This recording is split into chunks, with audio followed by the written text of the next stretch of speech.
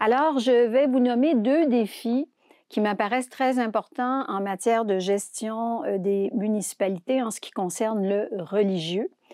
Le premier des grands défis, en fait, qui se présente à nous à travers la recherche, c'est vraiment la question du patrimoine religieux du Québec. Il y a des centaines d'églises au Québec qui sont considérées comme étant patrimoniales, donc qui ont une qualité architecturale, esthétique, qui ont des éléments de grande valeur et qui ont aussi une histoire qui fait de ces bâtiments, hein, on parle de lieux de culte, ce sont surtout des églises, en fait, des églises catholiques et protestantes, mais il y a aussi des synagogues et certains lieux patrimoniaux et de culte de minorités religieuses. Alors, les villes ont des rôles à jouer en matière de gestion de ce patrimoine religieux. Alors, que fait-on, par exemple, lorsqu'il s'agit de requalifier une église, c'est-à-dire de lui donner un autre rôle? Hein, lorsqu'une communauté pratiquante choisit de ne plus investir ses ressources dans cet édifice patrimonial, les villes ont leur mot à dire dans la manière de requalifier le patrimoine. Ils peuvent agir parfois comme médiateurs pour que de nouveaux groupes religieux investissent ce lieu ou encore qu'on donne d'autres fonctions à ce lieu de culte. Hein, certains deviennent des bibliothèques. Il y a parfois la trajectoire qui est très connue dans les médias des lieux de culte patrimoniaux qui deviennent des condos de luxe, dit-on souvent, mais souvent c'est le dernier recours. Hein, c'est le dernier recours et ça peut aider à sauver certains éléments du patrimoine religieux. Mais autour du patrimoine religieux, il y a d'autres défis et je vous donne un seul exemple. Peut-on, par exemple, aider les lieux de culte en difficulté à durer en assurant la location de leurs locaux à des organismes communautaires, par exemple? Alors, il y a certains arrondissements qui tentent de promouvoir cela. Dans certains cas, c'est déjà fait depuis longtemps, mais dans d'autres cas, les villes essaient de trouver des ressources de ce côté. Alors, il y a beaucoup à faire du côté du patrimoine religieux dans les prochaines années. Le second défi, eh bien, c'est les lieux de culte, le manque de lieux de culte, parce que oui, le nombre de personnes sans religion au Canada et au Québec augmente dans les statistiques, mais il y a toujours des pratiquants. Et certaines communautés immigrées apportent des nouveaux besoins de lieux de culte. Et la vérité, c'est qu'on manque de lieux de culte. Et souvent, on en aurait besoin de plus petite taille et dans des zones où ce n'est pas nécessairement permis. Alors ça, c'est un défi permanent de toutes les villes du Québec, de tous les arrondissements de Montréal. Et je dirais que pour moi, un des défis très concrets reliés à cela, c'est une réforme nécessaire de la loi sur l'aménagement du Québec pour soustraire les lieux de culte à la possibilité pour des citoyens de contester des changements de zonage, même si les villes s'assurent qu'il n'y ait pas de nuisance, des citoyens, pour des raisons, je dirais, de peur, parfois irraisonnées, de peur imaginée, mais aussi, ça peut être du racisme, hein, ou la compétition interreligieuse, une sorte de mécompréhension que des citoyens, des citoyennes ont à l'égard de certains groupes religieux. Alors, pour ces raisons-là, des citoyens peuvent intervenir et bloquer, si vous voulez, l'installation de nouveaux lieux de culte qui pourtant pourraient se faire assez harmonieusement. Alors, je crois qu'il faudrait que la loi sur l'aménagement du Québec soustrait, comme elle le fait pour les cimetières, cette possibilité pour des citoyens de contester à tort et à travers cette installation de nouveaux lieux de culte, même s'ils doivent être consultés, évidemment. Un défi que je vois, c'est la déconnexion entre une bonne partie de la population fortement laïcisée, qui n'a pas nécessairement une grande connaissance du religieux ou qui est vraiment un fond culturel peut-être catholique, mais de moins en moins présent et avec une vision quand même assez négative aussi de la religion.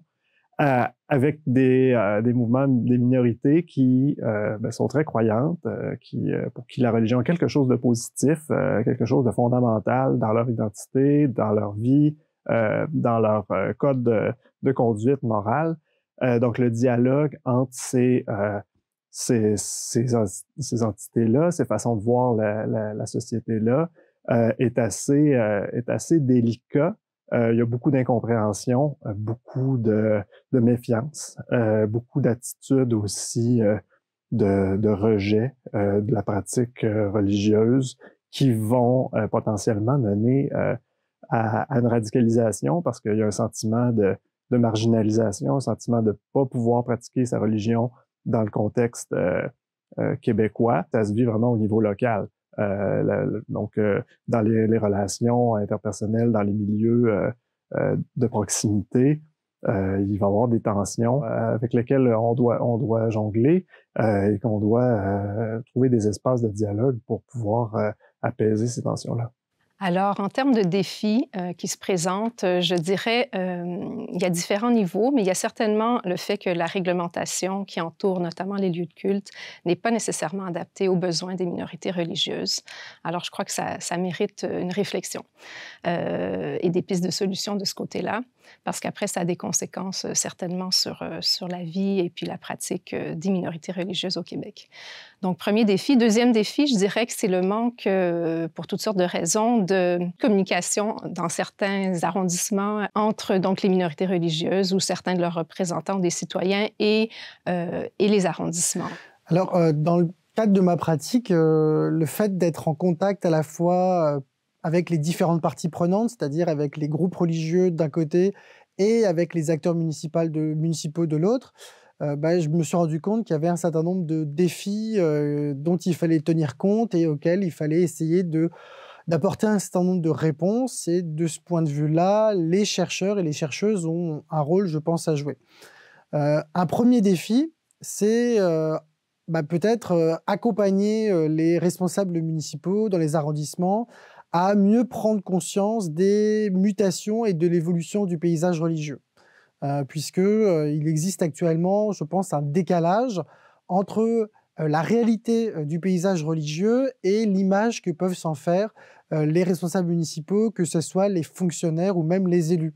Et donc ce décalage crée un certain nombre parfois de frictions ou de tensions, puisque il y a un certain nombre de groupes religieux qui vont s'installer dans des locaux qui n'apparaissent pas comme étant des lieux de culte par nature. Donc ça va être des banques, des anciennes banques, des anciens locaux commerciaux, des anciens bâtiments industriels.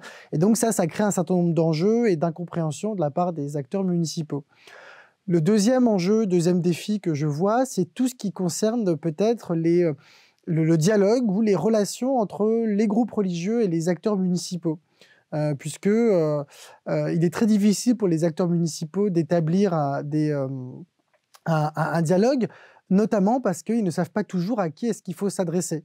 Alors, c'est certain que les acteurs municipaux, bien souvent, ils ont l'image d'un religieux qui est structuré comme l'était l'Église catholique, avec une très forte hiérarchie, de sorte qu'il suffisait de s'adresser à l'évêque ou l'archevêque, et on savait qu'on parlait à l'ensemble de l'institution.